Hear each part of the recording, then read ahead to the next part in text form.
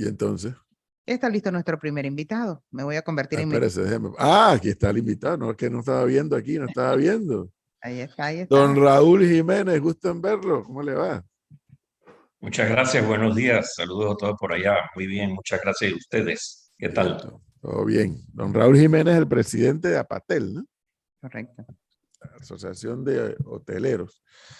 Oiga, pues después de todo, mire, por estar hablando, como cuando Flor y Gonzalo se juntan en la política de la jodedera, ni me han preguntado ni les he dicho dónde estoy.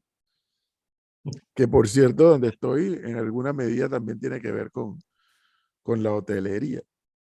Como ustedes recordarán, antes de conversar con Raúl Jiménez, cuando usted revisa su factura de electricidad, siempre le hemos explicado a usted que tiene 3 componentes: la generación, la transmisión y la distribución. Desde la administración del presidente Pérez Valladares, se decidió, cuando existía el IRRE antes hacía todo, ¿no? El IRRE hacía todo. Y ahora, desde aquel momento que se tomó la decisión, tienes a una cantidad de empresas que son las generadoras. Están las hidroeléctricas, están las eólicas, ahora las térmicas, desgraciadamente, que todavía existen. Cada vez hay más paneles solares y así por el estilo. Y están las distribuidoras, que son 2. ¿Cómo que es? Fenosa. Naturgy. Naturgy, que se llama. Y ENSA, que es la otra. Y en el medio está la transmisión.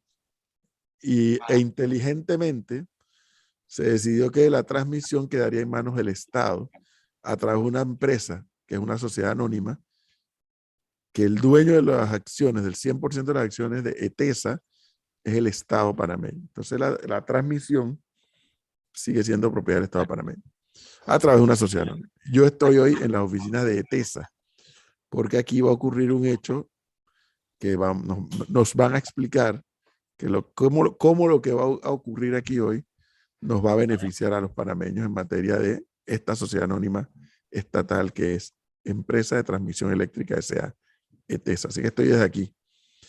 Para que entonces los hoteleros tengan seguridad de que la potencia o la energía, ¿cómo es que llaman? Potencia firme, no sé cómo que llaman. Con seguridad les llegue y todo lo demás. Pero bien, a esta hora vamos a conversar con Raúl Jiménez, como dije ya, presidente de APATEL. Y antes de entrar en otras materias, don Raúl Jiménez, primera pregunta es, ¿cómo está el comportamiento de los hoteles, sobre todo en la ciudad capital? ¿Está reviviendo? ¿Se mantiene igual después de la pandemia? Sí, muy bien. Muchas gracias por la pregunta. En efecto, es una pregunta recurrente que nosotros mismos hacemos y monitoreamos. Acabamos de recibir los resultados de la ocupación del mes anterior, de septiembre, del mes de agosto, y esa ocupación otra vez marcó un alza comparado al bajón que tuvimos en julio por los cierres de calles. La ocupación más alta que hemos tenido este año es del 60%, pero ese 60% hay que manejarlo con cuidado porque se refiere a los hoteles abiertos.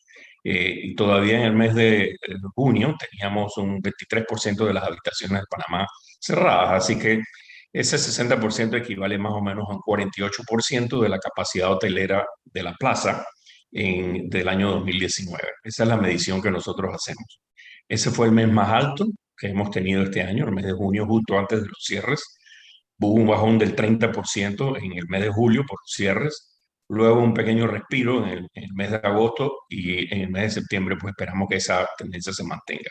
Sabemos también que por conversaciones con hoteleros, con dueños de hoteles y con administradores de hoteles, ya hay reservas importantes de grupos, sobre todo para los últimos 2 meses de este año, y por lo tanto podemos prever que hacia finales de año esto estará bastante normalizado.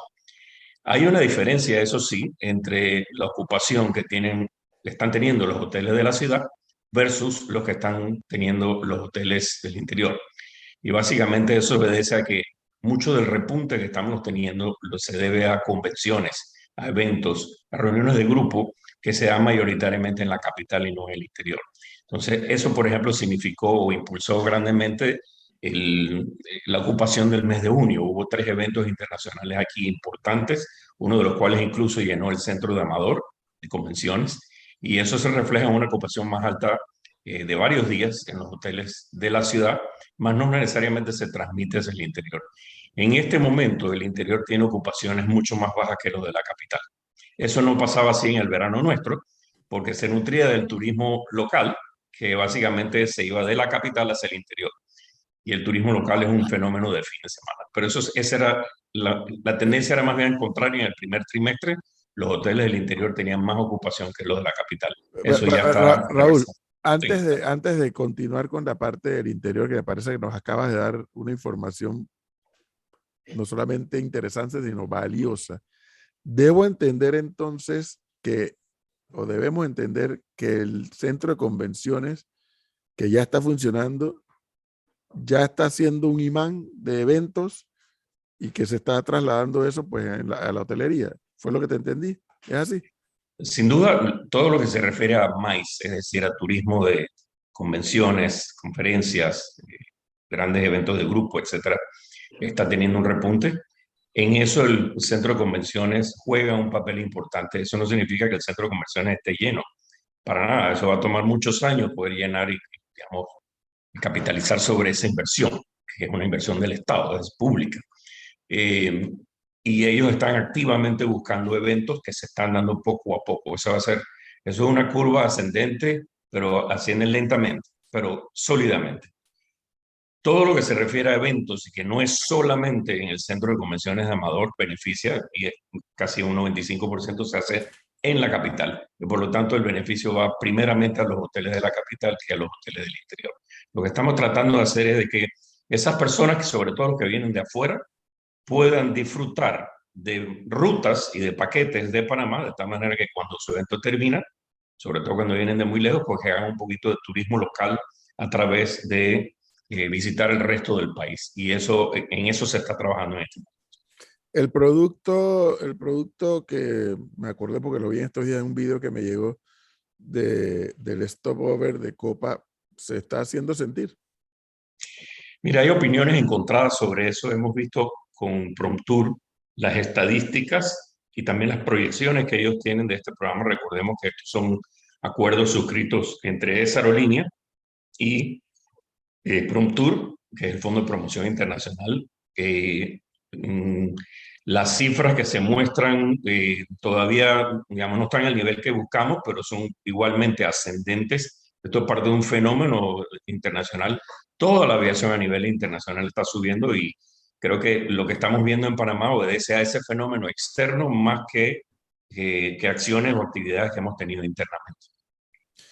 Y volviendo al tema del interior, en estos días el propio presidente Cortizo anunció que habría desfile de mil polleras, que habría carnavales. Ayer nosotros entrevistamos al alcalde de La Pintada con el Festival del Sombrero Pintado. Así todo parece indicar que la temporada seca de 2023 como que tiende a que normalizamos el país para el interior y con todas las actividades.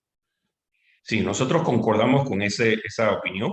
En efecto, aplaudimos la decisión del presidente de normalizar las fiestas de carnaval. El año pasado se concedió el asueto de carnaval, 4 días, lo cual significó un gran respiro para los hoteles del interior, más no hubo la festividad del carnaval. Este año va a haber ambos y por lo tanto va a haber una actividad turística y hotelera más grande que en los años anteriores. Cabe mencionar que el turismo, los carnavales son una de 4 fechas durante todo el año donde los hoteles los del interior tienen una casi completa ocupación. Los otros son Semana Santa, fiestas patrias y fin de año. Pero que carnavales es básicamente, y desde hace muchos años, una fiesta de turismo local. Es decir, no hay muchos turistas extranjeros que vengan porque en Panamá hay carnavales. Eso hay que decirlo como es. De hecho, en la capital el turismo baja y la ocupación baja porque Panamá está cerrado. Entonces, lo que hay es un movimiento de fondos de la capital hacia el interior. El año pasado, en los 4 días de asueto de carnaval, estimamos ese movimiento en $10 millones o balboas que se distribuyen de la capital esencialmente hacia el interior.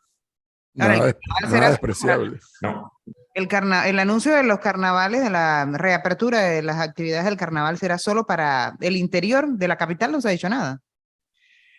Bueno, nunca hemos estado en ninguna comisión de organización de carnavales, pero podemos prever que esto es algo que toma muchos meses de trabajo y que por lo tanto organizar un carnaval en regla para el mes de febrero o para el mes de marzo, cuando sea que caigan los carnavales este año, ya estamos un poquito encima. Desconocemos si hay alguna actividad en este momento para la organización de un carnaval capitalino. Sabemos que es más fácil organizarlos en lugares como Las Tablas o Penonomé. Y le damos la bienvenida, pues, porque esto sí es una normalización deseada, ya habiéndose controlado grandemente el tema COVID. Sí, sin duda. Ahora, qué bueno es escuchar por parte del presidente Zapatero, ojalá fuera una cifra más alta, ¿no? Pero qué bueno escuchar que ya están arañando el 60% y hacia arriba por parte de los hoteles en la ciudad capital. Y lo digo más allá que por el negocio en sí mismo, don Raúl Jiménez, lo digo porque nos han explicado usted mismo y otros como nuestros amigos Fidel Reyes, como Quique Pesante y demás, cómo genera empleo la hotelería en el país y por extensión el turismo. O sea, una máquina de generación de empleo.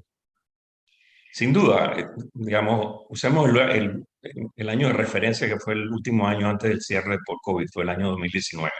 Ese no fue un año de números negros o verdes para Panamá, fue un año de números rojos para la industria, es decir, la industria perdió plata, pero sin embargo tuvo volúmenes importantes de pasajeros, de turistas que entraban. Ese año entraron casi 2,5 millones de turistas en el año 2019. Este año las proyecciones es que vamos a tener 1,6, 1,7. O sea, todavía estamos muy por debajo del volumen alcanzado en el 2019, pero no hay duda de que hay una curva de crecimiento importante. Y en efecto, nosotros esperamos que a partir de enero estos números que vamos a ver mes a mes sean muy parecidos a los que teníamos en enero y febrero del 2019. Entonces, de ahí en adelante va a depender mucho de qué hacemos con la promoción internacional. A Y eso ahí es donde iba. entra la preocupación del sector cuando vemos que hay una inclinación de recortar el presupuesto al Fondo de Promoción Internacional y por ende a la campaña de promoción internacional. En este momento, donde hay tanta divergencia de criterios por el asunto de las leyes de incentivos turísticos, donde hay una uniformidad completa y total de todo lo que tenemos que participamos en la industria del turismo, es en la necesidad de traer más turistas. Y eso no se puede hacer si se cancela la campaña de promoción o si se le recortan los fondos. No es un gasto, es una inversión que va a generar réditos por múltiplos. Y es por lo tanto es un beneficio que tiene que ser gestionado y que tiene que ser apoyado por las entidades públicas y por supuesto por la empresa privada como en efecto lo es. Pero entonces, don Raúl, yo quisiera saber qué hace Colombia y Costa Rica, nuestros vecinos, en temas turísticos de promoción que no hace Panamá. A ver, porque insistimos en el tema de la promoción. Vemos un spot publicitario, está al aire 2 meses, 3 meses y después se pierde de vista. ¿Por qué a Costa Rica y a Colombia les salen bien las cosas cuando hablamos de turismo?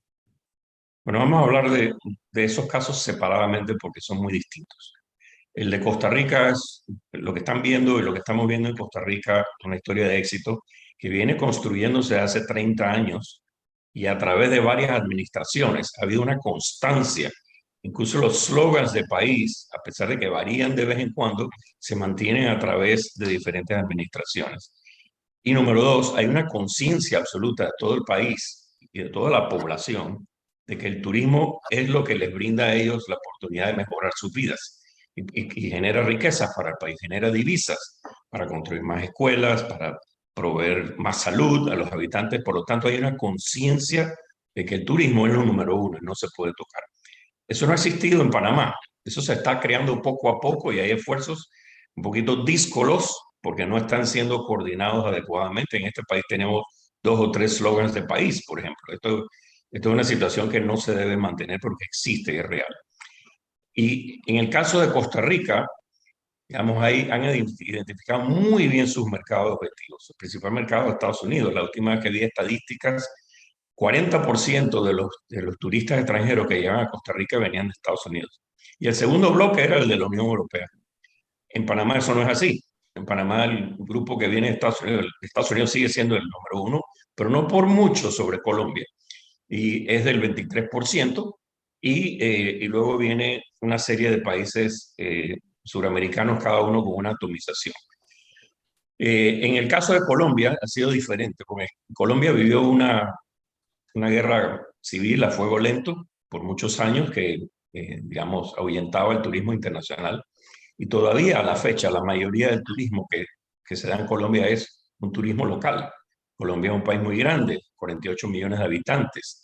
Tiene, digamos, la facultad o la posibilidad de hacer un turismo en diferentes ambientes y diferentes atractivos, desde el Caribe, en San Andrés, hasta las montañas en el eje cafetero.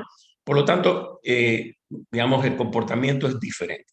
En caso de Colombia van creciendo. Yo tuve oportunidad de estar en febrero en la reunión de Cotelco, que es la Patel de Colombia, en Cali, y vimos las cifras de Colombia y vimos cómo ellos están muy entusiasmados con las o estaban con el gobierno anterior, con las perspectivas de crecimiento, y ahora están un poquito a la expectativa de cuál va a ser, cómo va a ser la relación con el gobierno actual que acaba de ser electo en Colombia.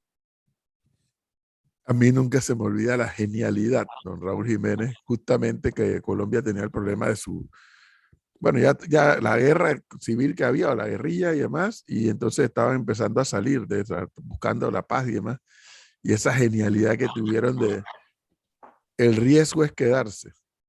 Qué bárbaro, qué genialidad, qué creatividad, ¿no? O sea, el riesgo de venir a Colombia es quedarse para los turistas. Y en efecto, porque no, Ellos supieron sacar su campaña ubicándose ¿sí? y sabiendo cuál es digamos, la mentalidad o la visión que tienen de afuera hacia adentro. Eso nos hace falta a nosotros aquí en Panamá todavía articular. Y tal vez lo más importante que dijo Raúl Jiménez con respecto al caso de Costa Rica, han sido invariables de administración a administración en la estrategia del turismo. No han variado. Si la han variado es para mejorarla, no para empeorarla. Acá tenemos la desgracia de cada 5 años, vota lo que hizo el anterior y traigo esto nuevo que yo soy el que más sabe. Error. La ley de incentivos al turismo. Ahí está. Oye, ahí lo está, pero, del chiché, no, pero yo quería preguntarle otra cosa y usted dile. Es que son las 7:51. Hay que preguntarle de eso porque después se acaba el tiempo y entonces se nos va el invitado sin hablar del tema por el que lo traímos. ¿Cuál es la lectura o cuál es la versión que tiene Raúl Jiménez en su calidad de presidente de APATEL de esta cuestionada ley por tirios y troyanos?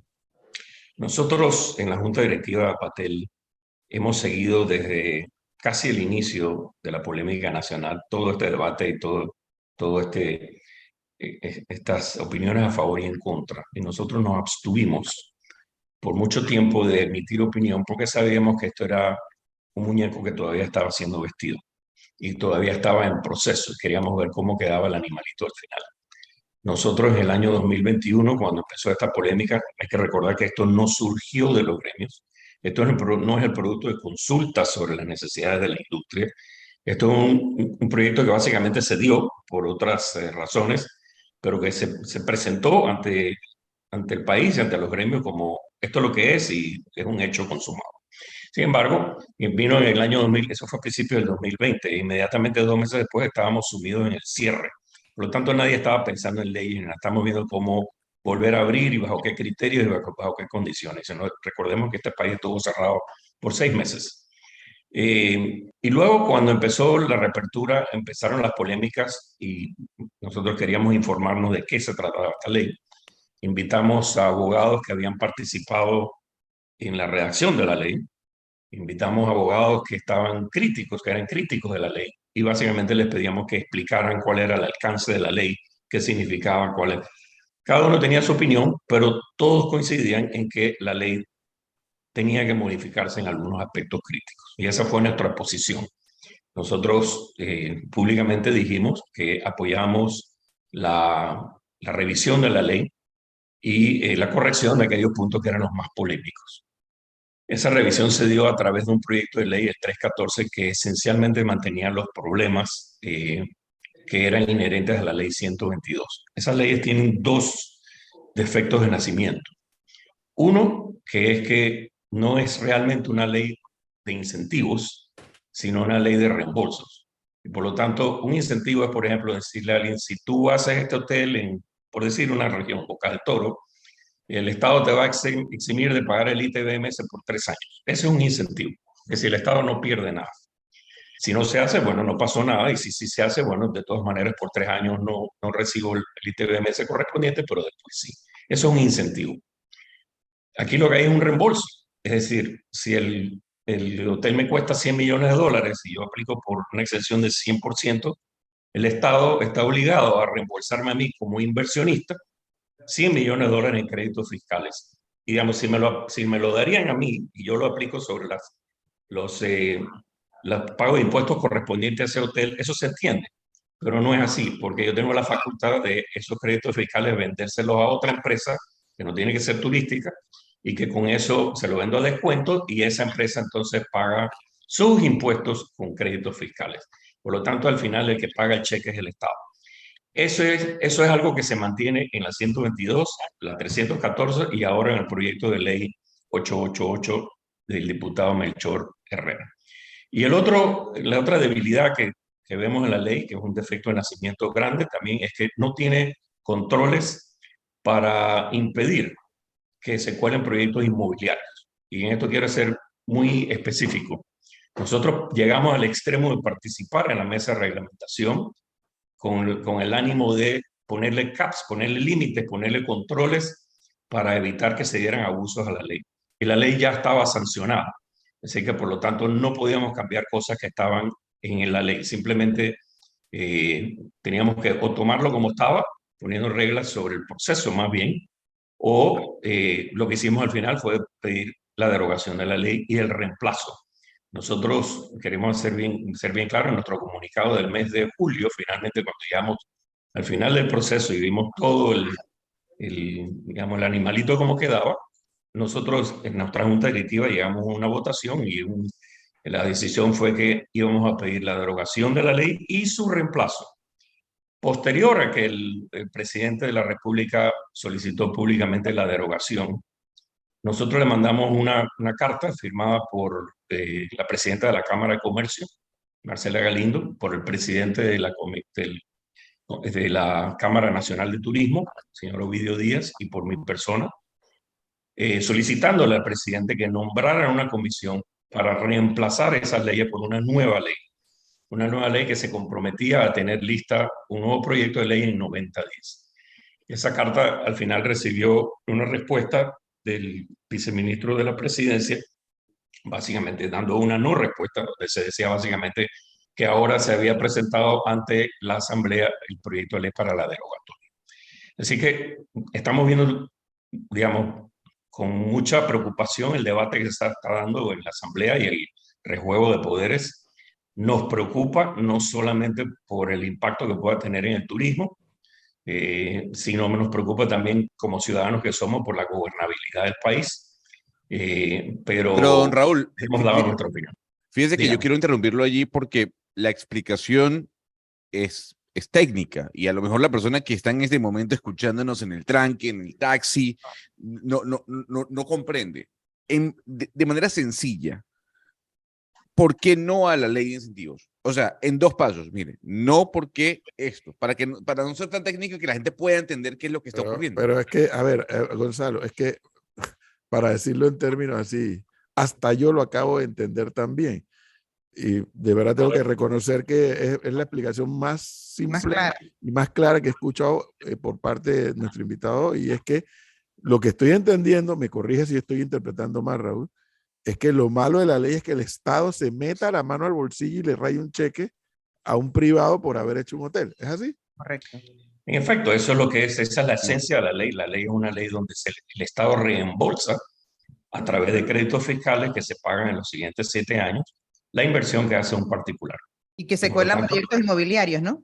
Y eso sí, ese será el segundo también. pecado. Ese será el segundo pecado. Correcto. Pero o sea, quitándole eso, a ver si capto la idea, si le quitamos, porque sí, yo también, yo que sin ser empresario, yo no tengo ninguna duda porque me lo han explicado, que si el Estado no incentiva, no atrae inversiones de afuera, sobre todo de afuera, particularmente de afuera. O sea, ¿cómo le dices bueno, en el caso de los hoteles no sé cómo funciona, pero estas grandes cadenas de hoteles famosísimas, ¿cómo le dice que vienes a Panamá si no las incentivas? Y tú te preguntas, bueno, ¿y por qué esa cadena está en Costa Rica y no está en Panamá? Probablemente quién vaya usted a saber cuántos incentivos tiene para estar allí. Pero una cosa es el incentivo y otra cosa es que el Estado se meta la mano al bolsillo. En Son efecto es cosas. así, esa fue la enorme dificultad que tuvimos. En la mesa de reglamentación, incluso nosotros procuramos y propusimos que se pusiera un límite al monto del incentivo que se daría por habitación. Propusimos que fuera $250,000 por habitación. Algunos de los proyectos que aparecen ahí tienen un costo de $3 millones por habitación. El Estado no tiene, a nuestro juicio, por qué reembolsar una inversión, digamos que es de particular, porque al final, si el proyecto va bien o va mal o no abre nunca, que también se puede dar, el Estado queda pagando la cuenta, Sí. sin al final tener ni un título de propiedad sobre el proyecto. ¿Tienen ustedes alguna versión de que el asunto lo vayan a enmendar? Porque bueno, ya la Asamblea rechazó derogar la norma, pero no se tiene claridad de si la Asamblea, que tiene la soberanía para hacer lo que hizo, pero también tiene la soberanía para corregir los señalamientos que se le hacen a la ley. ¿Hay alguna versión de que vayan a corregir? Mire, las señales que nosotros vemos son de que van a proceder con el proyecto del diputado Melchor Herrera. Yo quiero señalar que nosotros y todos los gremios turísticos estamos a favor de una ley de incentivos porque la industria necesita reanimarse. Así que nosotros favorecemos los incentivos. Lo que no favorecemos es el criterio de reembolsos y que el Estado asuma el riesgo del llamado inversionista. Eso nosotros no podemos estar de acuerdo. Entonces, en ese sentido, la nueva ley, incluso el anteproyecto de ley 888, sigue siendo más de lo mismo, porque no hay ningún control adicional no hay ningún criterio nuevo sobre a qué se le va a otorgar y a qué no. Y el riesgo para el Estado no tiene techo, no tiene límite, porque incluso aquí se puede dar el hecho de que yo diga, voy a hacer un hotel de $100 millones, me dan créditos fiscales por $100 millones, los empiezo a aplicar a partir del segundo año de que yo invertí, no de si el hotel está abierto o no. Y al final, en el segundo año, yo decido que no lo voy a hacer de $100 millones, sino de $20 millones. Ya la persona tiene $100 millones en créditos fiscales e incluso ya lo ha vendido, pero el hotel fue un hotel chiquito, fue un hotel de $20 millones. Y este es el tipo de cosas que permiten que se cuelen toda clase de abusos que nosotros como ciudadanos panameños y como representantes de los intereses de la industria en general y no de un proyecto en particular queremos prevenir o queríamos prevenir a través Oye, de nuestras sugerencias. pero aquí se cambia la teoría económica, señor Gonzalo, usted que le gustan esas cosas, porque siempre el que corre riesgo es el empresario, y cosa que yo Obviamente. siempre he respetado eso, y no es que yo defienda a capa y espada al empresario, pero cuando hemos hablado aquí con nuestros amigos de los sindicatos, digo, pero tú no puedes dejar de reconocer que quien está arriesgando la plata es el empresario o el banco que financia al empresario. Pero aquí con este proyecto, como nos lo han explicado, el que está arriesgando es el Estado. Sí. El Estado no tiene que arriesgar. El Estado lo que tiene que fomentar Fomentar. políticas de incentivo. Por ejemplo, en Colombia, la cantidad de años que tienen los hoteleros en cuanto a exención de impuestos es impresionante. Y por eso uno ve tantos hoteles en Colombia. Porque a nivel de impuestos son mucho más laxos que en otros países. En Panamá existen las exenciones a través de la ley 80 del 2012 y otras anteriores. El periodo de exención de impuestos es de 15 a 20 años. O sea, estas leyes ya existen, pero aquí como parte de la industria tenemos que preguntarnos cuál es la real necesidad de la industria. Y cuando uno observa y consulta y se ven los resultados, uno cae claramente en la conclusión de que lo que hay que incentivar es la demanda, es decir, incentivar a que Panamá se venda más en el extranjero sobre todo y que se traigan más turistas, que se creen productos turísticos, por ejemplo, en el interior. No es solamente hoteles, es también si uno quiere poner una empresa de transporte turístico, no sé, en el archipiélago de Coiba y Sébaco, esa persona o esa empresa no está cubierta por esta ley. Esta ley es básicamente incentivos a la construcción, más no necesariamente va a generar ni un turista más. Y en Panamá tenemos la experiencia también en la década pasada de un auge de construcciones de hoteles, particularmente en la capital, que no vino acompañada a partir del 2015 de un crecimiento similar en los turistas. Es decir, construir hoteles no significa que vas a tener más turistas. Y ese es, digamos, el fondo de esto. Nosotros estamos muy enfocados en apoyar todas las iniciativas y todas las gestiones que se hagan para traer más turistas, que incluso esos hoteles que se quieren, digamos, amparar bajo la nueva ley, y hay algunos hoteles legítimos ahí, enhorabuena por ellos. Todos esos hoteles van a necesitar también que haya más turistas en Panamá. Si ese flujo no se da, lo que va a haber es que se va a repartir el pastel entre más jugadores y la ocupación va a bajar. Nuestra preocupación en este momento tiene que ver con incentivar más la traída de turistas, superar esa cifra de 2,5 millones de turistas que se dio en el 2019, que se queden más tiempo, que no se queden 4 días, sino que se queden 8 días y que gasten más por día. Esas son las 3 variables que al sector le interesan y son las que todos los hoteles, los operadores de turismo, los señores que tienen buses de transporte, todos estamos apoyando. Una última pregunta, que ya se nos fue el tiempo encima. Los panameños hemos visto, tenemos entendido acá que después del canal, el segundo punto más visitado es el casco antiguo. Y bueno, se hizo una inversión del Estado en el casco antiguo, que me acuerdo que había gente gritando contra todo lo que se hacía en el casco antiguo y ahí está el resultado. Incluso gente que tiene propiedades allá y que ahora sus propiedades valen mucho más de lo que valían antes. Y hemos visto también no solamente el atractivo turístico del casco antiguo, sino que han florecido hoteles por lo que se puede ver, de muy alto nivel. Y ya abrió el de la compañía, ahora está por abrir el de ¿cómo se llama? El Legends, que está ahí en el antiguo Clase y Tropa, antiguo Club Unión.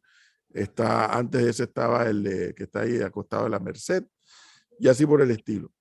Tengo entendido que esos son hoteles de un costo bastante más por encima de la media, pero tengo entendido que tienen buena ocupación. ¿Cómo interpretar eso?